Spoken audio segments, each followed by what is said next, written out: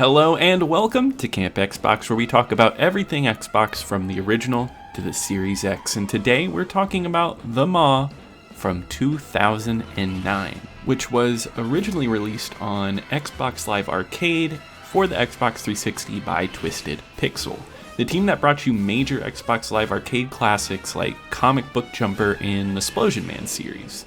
I remember back in the days of the Xbox 360, Twisted Pixel was a big name in indie video games, and this one was a part of that repertoire. I actually won this game off of a McDonald's receipt back in the day as a promotional way to promote Xbox. It's been sitting in my backlog ever since I put in that code forever ago, and since it's backwards compatible on the Series X, I went ahead, played it on there, captured all the footage here, and I'm here to tell you if it's worth going back to or not. And in the Maw, you play as Frank the Alien. He's a cute little guy who's on the run from the intergalactic government on a strange world. You team up with your brand new buddy, the Maw, a purple goo-like thing that eats up anything it sees. As Frank, you control the Maw on a leash, and you have him do your bidding. And your goal is to find a way off the planet by feeding Maw tons of objects and people in order to get big enough to destroy bigger enemies.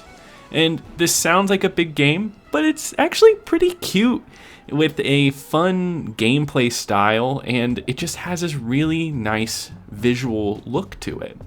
And this game won't wow you with incredible graphics, but what it has here is a cute and consistent look. On this planet you explore, there are tons of bright colors, creative enemies, and fun ways to traverse the different areas of the levels. Some of these levels offer really cool things like jumping off air vents and using the Maw to float to new areas. Or it might give you a new skill for your Maw where you can grow a rhino horn and just destroy rocks and buildings. It gives this game a nice variety in areas and a fun rhythm to it all. I never got bored by the Maw, and I was always impressed by its worlds and even its graphical style. It looks slightly outdated, but I think the cartoonish look that they threw onto this makes it replayable and it doesn't look archaic. And I'll be very honest with you, when I first turned on this game and in its first level, I was a little turned off by it. So the Maw, it goes for more of a Pikmin style game where you play someone controlling another thing.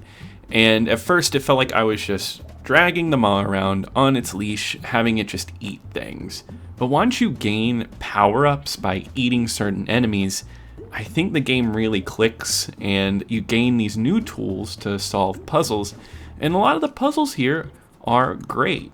They're not so difficult, but it still offers a nice, satisfying solution in the end.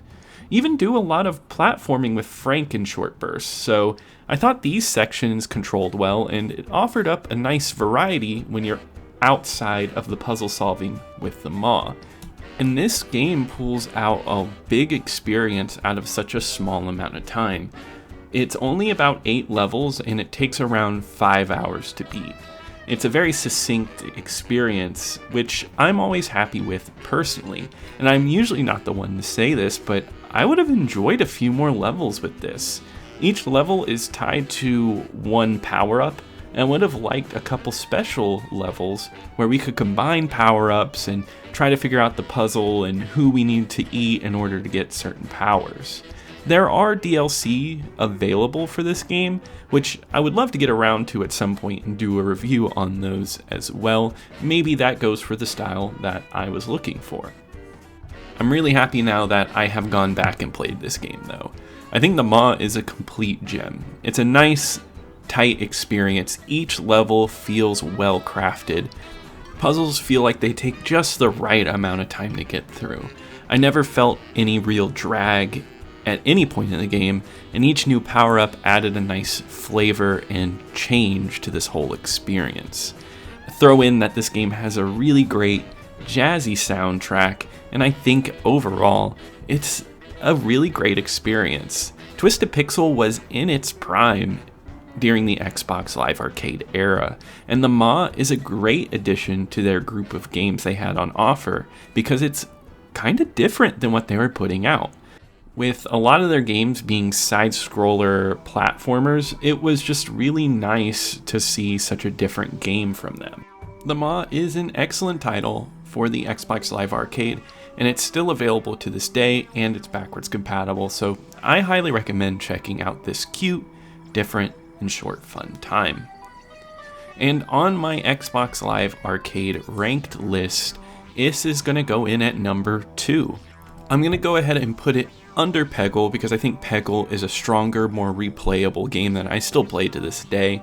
And Age of Booty goes right under the Maw because I just really like the Maw's story and the way they laid out their plot. But that about wraps it up for today's review. If you enjoyed the Maw or if you've never played it but you're interested, please leave a comment below. I'd love to hear from you. Also, be sure to like and subscribe if you enjoyed this video. But I'll see you here next time at Camp Xbox.